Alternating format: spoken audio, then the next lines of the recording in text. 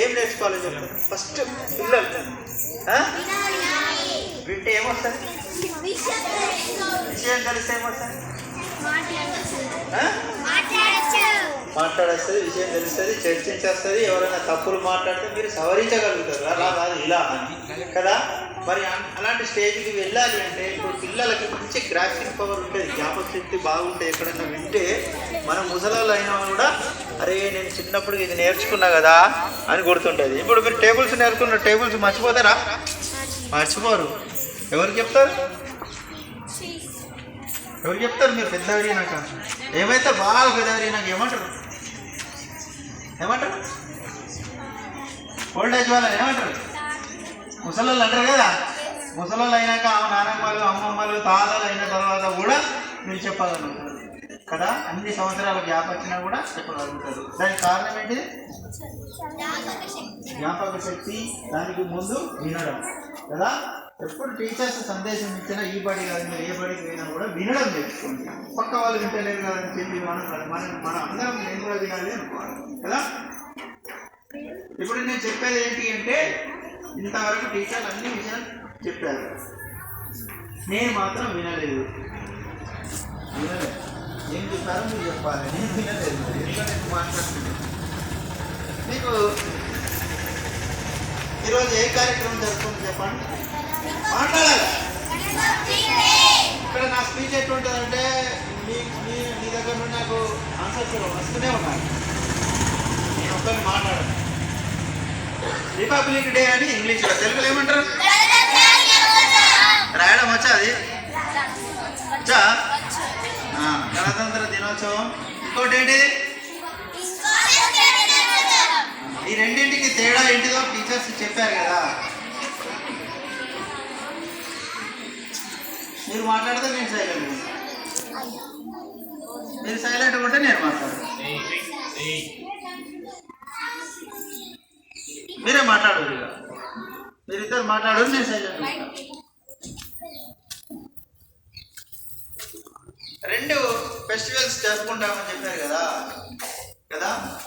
ఇంతకుముందు రమణయ్య సార్ చెప్పారు కదా, పండుగలు అనేవి రకరకాలు ఉంటాయి. కులాల పండుగలు ఉంటాయి, మతాల పండుగలు ఉంటాయి కదా. కానీ ఈ రెండు పండుగలకి కులం ఉండదు, మతం ఉండదు, జాతి మత వర్గ లింగ భేదాలు ఏవి లేకుండా, చిన్న పెద్ద అనేది లేకుండా, పసిపిల్లల నుండి మొదలు పెడితే ముసలి వాళ్ళ వారు కూడా అందరూ జరుపుకునేటువంటి పండుగ ఇది కదా. ఈ రెండు పండుగలని జాతీయ పండుగలు అంటారు. ఒకటి స్వాతంత్ర దినోత్సవం సందర్భంగా జరుపుకునేది, రెండు గణతంత్ర దినోత్సవం సందర్భంగా జరుపుకునేది. మరి స్వాతంత్ర దినోత్సవం సందర్భంగా ఎప్పుడు జరుపుకుంటాం మనం? మాట్లాడాలి. ఆగస్టు 15 ఎందుకు డిసైడ్ అయింది? 17th 19th జరుపుకోవచ్చు కదా.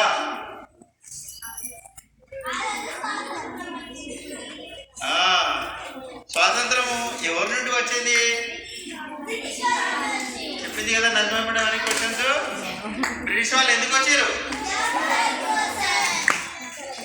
మనకు తెలివితేటలు లేవా వ్యాపారం చేసుకోవడానికి? వాళ్ళు ఎందుకు వచ్చారు ఇక్కడికి? మరి దేశాన్ని దోచుకోవడానికి వస్తే మనం దోచుకోవడానికి అవకాశాన్ని ఎందుకు ఇవ్వాలి? మనం ఇచ్చాం. 200 సంవత్సరాలు ఉన్నారంటే సామాన్య విషయమా? ఒక నెల 2 నెలలో 6 నెలలో కాదు, 200 సంవత్సరాలు అంటే 2 జనరేషన్స్. దానికి కారణం ఏమైంటది? 200 సంవత్సరాలు మన దేశంలో పరిపాలించగలిగేటువంటి పరిస్థితి మన దేశంలో ఎందుకుంది? కేవలం చదువు లేకపోవడం, నిరక్షరాస్యత శాతం ఎక్కువగా ఉండడం, వాళ్ళు చెప్పిన అన్ని అంశాలని నమ్మడం, మోసపోవడం అన్నీ జరిగాయి. భారతీయులు ఎక్కువగా చదువుకోలేదు, వాళ్ళు ఏది చెప్తే అది వింటారు. ఒక వస్తువు ధర ఎంత అంటే అంతకు తీసుకుంటారు. వాళ్ళకి లెక్కలు తెలివితేటలు లేవు అని మన దేశాన్ని ఎంచుకొని వచ్చారు. మరి 200 సంవత్సరాల తర్వాత మన భారతీయులకు తెలివితేటలు వచ్చాయి. మా దేశాన్ని మేమే పరిపాలించుకుంటాము, మాకు శక్తి సామర్థ్యాలు ఉన్నాయి, మీ అవసరం మాకు ఏమి లేదు అని చెప్పి వారిపైన పోరాడితే వాళ్ళు ఆగస్టు 14వ తేదీ అర్ధరాత్రి 1947లో వాళ్ళ దేశానికి వారు పారిపోయారు. అందుకే వాళ్ళ యొక్క బానిస విముక్తి నుంచి మనం పొందాము. బానిస తత్వం నుండి మనం విముక్తిని పొంది మన దేశాన్ని మనమే పరిపాలించుకుంటున్నామనే ఆనందంలో ఈ జాతీయ పతాకాన్ని ఆగస్టు 15 చేసుకుంటాం. మరి పరిపాలన చేయాలి. మన స్వతంత్రం వచ్చింది. స్వతంత్ర భారతదేశంలో స్వతంత్రం అంటే విచ్చలవిడిగా ఎవరు పడితే వారు ఎవరిష్టం ఉన్న పనులు చేయొద్దు అని చెప్పి కొంతమంది మేధావులతోని ఒక సంఘాన్ని ఏర్పాటు చేసి, సంస్థను ఏర్పాటు చేసి భారతదేశాన్ని ఎలా పరిపాలించుకోవాలో ఒక రాజ్యాంగాన్ని, మరి ఆ రాజ్యాంగ రచనకు అధ్యక్షుడిగా ఎవరున్నారు? ఎప్పుడన్నా చూసారా? ఎక్కడ చూశారు? ఫోటోలో చూశారు కదా. మరి 15th ఆగస్టుకి ఎవరు ఫోటో పెడతాం? ఎందుకు అప్పుడు అది పెడతాం? మన భారతదేశం స్వతంత్రం పొందడానికి అనేక ఉద్యమాలు చేసినటువంటి, స్వతంత్రాన్ని సాధించినటువంటి వ్యక్తి కాబట్టి ఆ రోజు అతని ఫోటో పెట్టుకుంటాము. వచ్చిన స్వతంత్ర భారతదేశాన్ని సక్రమంగా పరిపాలించుకోవడానికి భారత రాజ్యాంగాన్ని, లిఖిత రాజ్యాంగాన్ని మళ్ళీ మాటలు మార్చుతారని చెప్పి రాతపూర్వకంగా అతిపెద్ద రాజ్యాంగాన్ని రాసుకొని ప్రతి అంశాన్ని క్షుణ్ణంగా ఎవరు ఎప్పుడు ఎక్కడ ఎలా చేయాలి అదొక చట్టరూపంగా రాజ్యాంగాన్ని తయారు చేసుకొని మనం మన భారతదేశాన్ని పరిపాలించుకుంటున్నాము కదా. మరి బ్రిటిష్ వారు మన దేశానికి వచ్చారు అంటే ఎందుకు వచ్చారు చెప్పాను. ఎందుకు వచ్చారు?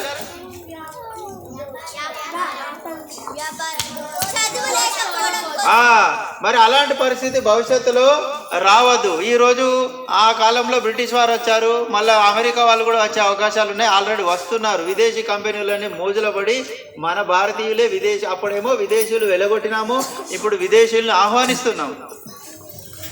ఎందుకంటే మీ దేశం నుండి రండి, మా దగ్గర కంపెనీలు పెట్టండి, మాకు ఉపాధి కల్పించండి అని అంటున్నాము. కానీ భవిష్యత్తు ఎలా ఉంటుందో తెలియదు. మళ్ళొకసారి కూడా విదేశీ పరిపాలనలోకి మన భారతదేశం పోయే అవకాశం కూడా ఉంటుంది. ఇక కార్పొరేట్ కంపెనీలన్నీ చేరినాక వాళ్ళ చేతిలో బానిస బతుకులు అయ్యే అవకాశాలు ఉంటాయి. కానీ మనకి ఇంకా అర్థమైతే లేదు. మరి అలాంటి పరిస్థితి రావద్దు అంటే మీరు ఏం చేయాలి? బాగా చదువుకొని అమెరికా వాడు వచ్చి ఇక్కడ కంపెనీ ఎందుకు పెట్టాలి? వేరే లండన్ వాడు వచ్చి ఇక్కడ ఎందుకు కంపెనీ పెట్టాలి? మీరే బాగా చదివి కంపెనీలు పెడితే అయిపోతుంది కదా. మరి వివిధ కంపెనీలు స్థాపించాలంటే మీరేం చేయాలి? ముందు బ్రిటిష్ వాడు పెట్టిన, లేకపోతే లండన్ వాడు పెట్టిన, అమెరికా వాడు పెట్టిన కంపెనీలలో మనం ఎందుకు పనిచేయాలి? మళ్ళీ దోపిడీకి గురి అవుదామా? ఇప్పటికే కార్పొరేట్ ఈ సంస్థలలో వాళ్ళు ఏం చెప్తే అది చేయాల్సి ఉంటుంది. ఈ సాఫ్ట్వేర్స్ అంటున్నారు కదా. సాఫ్ట్వేర్ రంగం భవిష్యత్తుకు ఎటువైపు మరలుస్తుందో తెలియదు. మరి ఈ మన ఎంతో మంది కష్టపడి సంపాదించుకున్నటువంటి స్వతంత్ర భారతదేశాన్ని కాపాడుకోవాలంటే ముందు మనం తెలివితేటలు గలవారు కావాలి. దేశ భవిష్యత్తు అంతా ఎవరి చేతిలో ఉంది? నా చేతిలో లేదు, అయిపోయింది. నా చేతిలో. ఎవరి చేతిలో ఉంది? నేటి బాలలే ఒక్క పౌరులే కాదు, ఇంకా రేపటి రాజకీయ నాయకులు, ఇంజనీర్లు, పోలీసులు, లాయర్లు అన్నీ మీరే కదా. ఒక 25 సంవత్సరాల తర్వాత అప్పుడు మీరు ఏ పొజిషన్లో ఉంటారు? మీరు చెప్తారు కదా మీ అంబిషన్ ఏంటి అని. మనం అప్పుడప్పుడు అడుగుతా ఉంటే చెప్తారు కదా. నౌషిన్ చెప్తుంది ఎప్పుడు కూడా, నేను అడ్వకేట్ లాయర్ అవుతాను. అలాంటి ప్రొఫెషన్స్లకు వెళ్ళాలి, చదువుకోవాలి. కొందరు రకరకాల వృత్తులు చేపట్టాలి, కొందరు వ్యాపారాలు చేయాలి. మన దేశంలో మనమే వ్యాపారం చేసుకుందాం, మన భారతీయులకు మనమే ఉపాధి కల్పించుకుందాం కదా. మరి అలాంటి శక్తి సామర్థ్యాలు మీరు సంపాదించుకోవాలంటే చాలా చక్కగా చదువుకోవాలి. మీకు ముఖ్యమైనటువంటిది ఏంటంటే, ఇప్పుడు స్పీచ్ల వల్ల పెద్ద నిష్ప్రయోజనం, కాకపోతే చరిత్ర తెలియాలి కాబట్టి చెప్తాము. కానీ మీరు ఫోకస్ అంతా దేని మీద పెట్టాలి? చదువు మీద పెట్టాలి. మీ ఇంటి దగ్గర కానీ బడిలో కానీ టీచర్స్ చెప్పిన అంశాలు వినడం నేర్చుకోవాలి. ఫస్ట్ వినడం నేర్చుకుంటేనే మీరు బాగుపడతారు. ఎంతసేపు అల్లరి చేయడం, పక్క వాళ్ళని కొట్టడం, గిల్లడం, ఇదే ఆలోచన చేస్తారు. ఎప్పుడు చూడు మిమ్మల్ని అందరికీ. ఇప్పుడు పేరెంట్స్ వచ్చారు కదా, వాళ్ళంతా కూడా గమనిస్తూ ఉన్నారు. అరే ఏ మల్లల పిల్లలు నాయన, వీళ్ళు ఎట్లా తయారయ్యారు అది అనుకుంటారు. మిమ్మల్ని బ్యాడ్గా ఊహించుకుంటారు కదా. ఊహించుకొనియా వద్దు కదా. మరి మంచి డిసిప్లిన్గా ఉండాలి. ఇప్పుడు అందరు స్పీచ్లు ఇచ్చారు కదా, విషయం అర్థమైంది కదా. ఈరోజు ఏంటి స్పెషల్? గణతంత్ర మరి మన భారత రాజ్యాంగాన్ని ఎప్పుడు రచించుకున్నాం, అమలుపరుచుకున్నాం? 1950 జనవరి 26. అప్పటి నుండి ఇప్పటి వరకు ఎన్ని సంవత్సరాలు కంప్లీట్?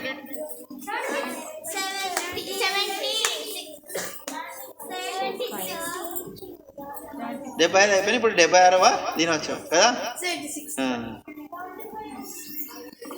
మరి ఇన్ని సంవత్సరాలు కాపాడి మీ చేతిలోకి ఇచ్చారు. మరి మీరు కూడా కాపాడి భవిష్యత్తు తరానికి ఇవ్వాల్సిన అవసరం ఉంటుంది.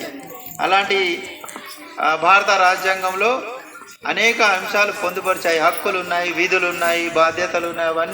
అవన్నీ కూడా రాజ్యాంగాన్ని అతిక్రమించకుండా రాజ్యాంగ పరిధిలో మనము ఏ పనులు చేసినా కూడా అది ఆమోదయోగ్యంగా ఉంటుంది. ఎవరు ఇష్టమైనట్టు వాళ్ళు చేయకుండా ఒక చట్టం ప్రకారం చేయాలి. కాబట్టి రాజ్యాంగాన్ని రూపొందించుకున్నాము. ఈ రాజ్యాంగాన్ని సక్రమంగా అమలు పరచుకోవాల్సినటువంటి బాధ్యత సిటిజన్స్గా మన అందరిపైన ఉంటుంది. ఉంటుందా? అమలు పరుస్తారా? మరి అమలు పరచాలంటే ఏం చేయాలి? ఎప్పుడు చదువుకుంటారు? ఇప్పుడు చదువుకుంటారా? మరి పుస్తకాలు లేవు కదా. ఇప్పటి నుండి చదువుకుంటారు. పక్కా కన్ఫామా? కొందరు అంటలేరు. విలియం క్యారెల్ ఎంతసేపు నువ్వు మాట్లాడానారా? నీ పని వచ్చింది అందుక దాదాపు గంట సేపు నుండి గమనిస్తానా. ఎంతసేపు అదేనాగా మాట్లాడేనా. మన రాజ్యాంగం మనం ఎలా స్వేచ్ఛగా మన దేశంలో జీవించాలో ఇచ్చింది కదా. మరి స్వేచ్ఛ అంటే దానికి ఒక పరిమితి ఉంటుంది కదా. స్వేచ్ఛ అంటే దానికి ఒక లిమిటేషన్ ఉంటుంది. అందరూ ఆమోదయోగ్యంగా ఉండేటువంటి స్వేచ్ఛను మనం వినియోగించాలి. నాకు స్వేచ్ఛ ఉంది, నా ఇష్టం ఉన్నట్టు చేసుకుంటా అని చెప్పి ఎవరిని పడితే వారిని కొట్టడమో తిట్టడమో చేస్తారా? ఇష్టం ఉన్నట్టు మాట్లాడతారా? మాట్లాడకూడదు కదా. మరి ఈ భారత రాజ్యాంగం మనకు స్వేచ్ఛని ఇచ్చింది. ఈ స్వేచ్ఛ రాజ్యాంగంలో మనం ఏం చేయాలి? చాలా జాగ్రత్తగా చదువుకొని మంచి సిటిజన్స్గా తయారై మన దేశ అభివృద్ధి కోసం, ఉన్నతి కోసం మీరందరూ కూడా కృషి చేయాలి. కాబట్టి మీరందరూ కూడా బాగా చదువుకోవాలి. నేను చెప్పేది ఒకటే, మీకు ఏ స్థితులతో ఇప్పుడు సంబంధం లేదు.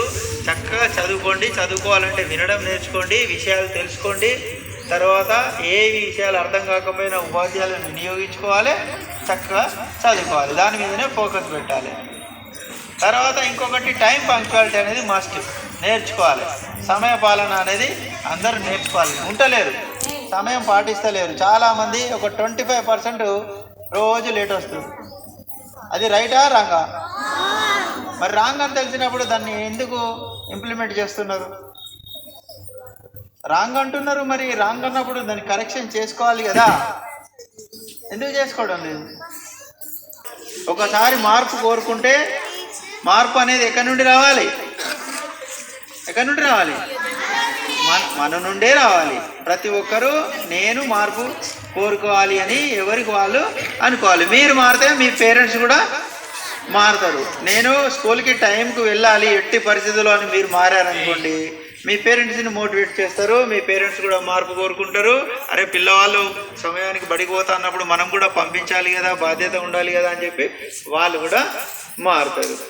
ఓకే, ఏం కాదులే, ఒక 5 నిమిషాలు లేట్ అవుతామేలే అని పేరెంట్స్ అన్నారు అనుకో, అది కరెక్ట్ కాదు. ఖచ్చితంగా టైంకి నేను వెళ్ళాల్సిందే అని చెప్పాలి. మీ పేరెంట్స్ని కూడా మార్పు అయ్యేలా చూస్తారా? అందరికీ, పేరెంట్స్కి మరియు విద్యార్థులందరికీ, ఉపాధ్యాయులందరికీ మరొకసారి, కాదు నేను ముందుగా చెప్పలేదు, అందరికీ 76వ స్వాతంత్ర దినోత్సవం అనాలా, గణతంత్ర అనాలా? స్వాతంత్రం అనదా? అందరికీ గణతంత్ర దినోత్సవ శుభాకాంక్షలు.